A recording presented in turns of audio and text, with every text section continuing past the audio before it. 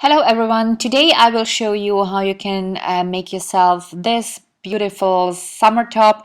It is super easy, you don't have to be specialist skilled seamstress, and I will walk you step by step through it. Here I have two cloths of fabric, which are the basis for my top. You can clearly recognize the pattern I have cut out as the bottom hem, but that is up to you. You can just cut it straight if you want to.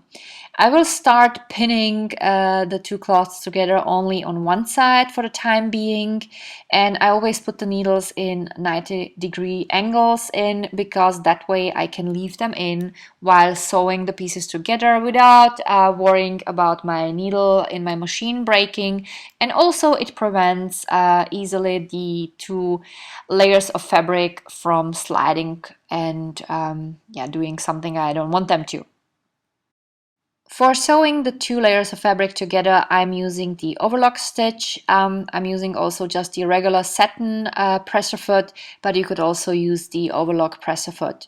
If you do not have overlock stitch on your machine, all you have to do is to sew through just straight and then go again over it, but this time with zigzag, and that would do too. Since my fabric is very thin, the width of the stitch should not be too wide. It should be as narrow as possible because it looks better than when it's done. Now I am done with sewing together those two parts. Now I'm going to take scissor and cut away those little fringes that are sticking away. So now the bottom hem, I'm going to use zigzag for it since I have a distinct form. The zigzag should be narrower. I have decided to go for the width 4, and the stitch should be very short because the thicker the better for the fabric, so it should be either 0.8 or 0.5 in this case. If you decided to have just a straight hem, you could always use also the rolled hem foot, which would make your life probably a bit easier, or do it manually. This is up to you, what you find nicer. Here I stretched out a little bit the fabric while using the zigzag, and that made it nice and curly. Now this is the upper hem. I'm just rolling it in, and it's supposed to build a kind of a tunnel because later I'm going to pull an elastic through it. This is going to make the top a little bit more secure over my bust. It will prevent it from sliding, and this elastic is much more solid than the elastic thread we are going to use later for the shirring. Here it is important that the hem has everywhere the same width, so you should check it on several places. And for sewing through, I will need just a regular straight stitch, non-elastic stitch, which is on my machine 00. I set it to the stitch length 2, and I have decided that for my elastic band, the best position of the needle would be to the very left. But that is also up to you and up to the width of your elastic band that you're going to be using. If you don't want this, you don't have to make this tunnel. You can use just shirring everywhere, but I find it much more comfortable and I feel much safer if I have a row of a little bit thicker elastic band on the top. But as I said, that is up to you.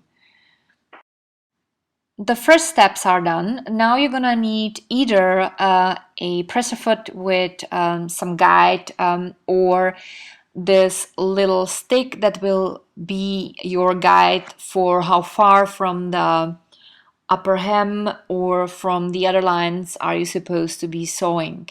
And then the whole magic of the shirring is just elastic thread you will use for the bobbins.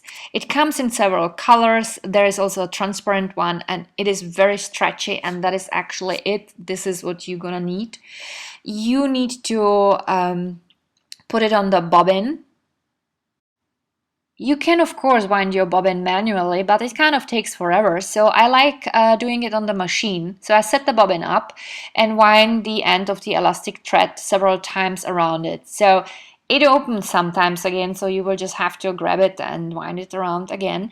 And then you hold the thread with your finger, but very loose, And then all you have to do is to step on the pedal lightly and it happens by itself. It is very easy and it goes also very fast, and I think this is a great thing because it saves you a lot of time. Now I position the bobbin into the inside of the machine, but by the way, I'm using a black elastic thread for my top.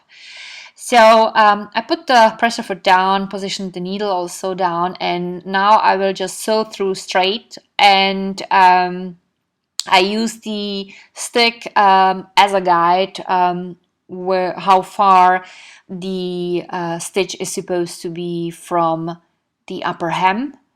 And this is actually the entire magic, because the shirring happens because of using the elastic thread. So you can see it's already shirred. Once I'm done with one line, I will always make a knot at the end and also at the beginning, because that way I can make sure that nothing will open later. And now I will use the guide as the distance between the lines itself, and I will sew as many times through as necessary. You will have to check, it depends how wide and big your boobs are, how many rows you will need. And also it is up to you, because some people like having a little bit less rows, some people like more rows. So as I said, it's up to you. Now I pinned the other side together. What you have to keep in mind is that sometimes if you have a pattern below like I do, the edges do not fit perfectly, but that's okay. We're gonna take care of it later. The more important thing is not to sew through this tunnel, because this is the place which we're gonna use for pulling through the elastic band. So I'm going to start sewing just below the tunnel. For sewing those two pieces together, I will use the exactly same stitch that I used for the other side, which is in my case the overlock stitch, or if you don't have it on your machine, you could again use just a straight stitch and the zigzag stitch. While you're sewing through the shirt part, it can be that sometimes it rolls away, so you always have to kind of lift it and check if the two layers of fabric are tightly together so that you don't miss any part. So I'm always sewing through a little bit slower than on the rest of the fabric, just to make sure that everything is in place. Now that I made sure that everything is okay, I can sew through the rest. And then I'm gonna go to the lower hem and I'm gonna correct the part that was a little bit too long on one side. I just cut it back, and all I have to do here is just to use the zigzag stitch and go through the part that has been cut back. So this is it. It's actually very easy. So I will set my machine to the number 3, which is the zigzag stitch. The width is going to be 4 and the length of the stitch is going to be 0.5, and I just sew through. The good thing about this machine is that it kind of remembers which setting I used for a certain stitch. So if I go from the stitch number 1 very often to stitch number 3, it will just go automatically to the settings that I have set before I went away. And that happens unless I turn my machine off. So this is also a thing that I like about this machine, because it kind of saves time.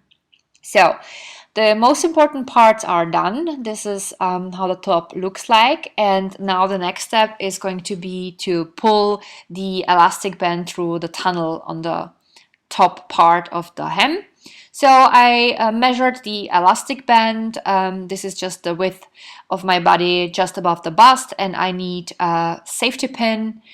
I will go through with the safety pin. I just pinch it in the elastic band, and now I will start pulling it through the tunnel.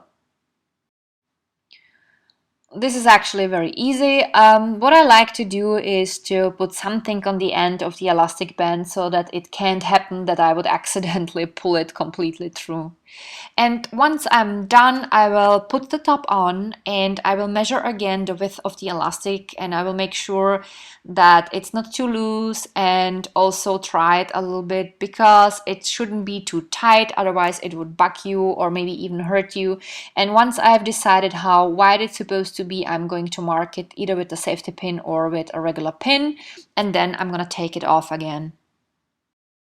Now I put a pin on the end of the tunnel and pin together also the two parts of the elastic.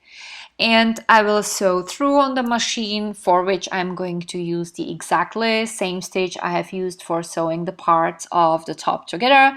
And again, in my case, it's the overlock stitch, and in your case, if you do not like using it or if you don't have it on your machine, straight stitch or the zigzag stitch again. One last step on the machine, I always like putting a pin through the end of the hem where the elastic is showing, and I like sewing through with just a straight stitch because it is a little bit flatter and it can't scratch you or kind of disturb you. It just looks a little bit smoother. And the only difference here is that I used a little bit longer stitch. Now we're done with the sewing. You can clearly see that I have quite many rows of shirring, but as I said, this is up to you what you like and also how big your boobs are. And now we need to iron the top. You just need to use the right setting of your iron, and I always like ironing especially the side parts so that everything lays flat. And once you're done with the bottom part, you can also iron over the shirt part because the shirring is going to kind of shrink a little bit more and it's gonna make the effect a bit stronger. And once you're done with ironing, you can put your brand new top on. So the first combination is with black elastic skirt. The skirt is by the brand New Yorker, and on my neck and in my ears I have jewelry from Bijou Brigitte, which is a jewelry store here in Austria. And I am wearing it with sandals that I have bought this summer. They are by the brand Deichmann, very inexpensive. It's something like pay for less shoes, but very comfy. The next jewelry is by the brand DM, which is a drugstore here. You don't have to have that many necklaces, but I just wanted you to see the possibilities. And the next jewelry I'm going to show you is a necklace by H&M. The earrings are from a store, I don't know what it's called. It was by some trade fair, and I'm wearing it also with jean shorts.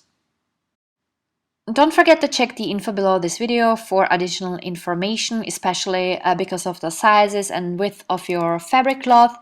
And there's also a playlist link to all of my do-it-yourself videos. And I hope you like this tutorial. If yes, don't forget to leave a comment or a thumb up. If you didn't yet, you can also subscribe to my channel. That would be very nice. I would be happy to see you here again. And thank you so much for watching. I wish you a wonderful day. And if you're gonna make yourself a top like that, then I hope you're gonna be happy with the results. So I keep my fingers crossed and take care. See you next time. Bye!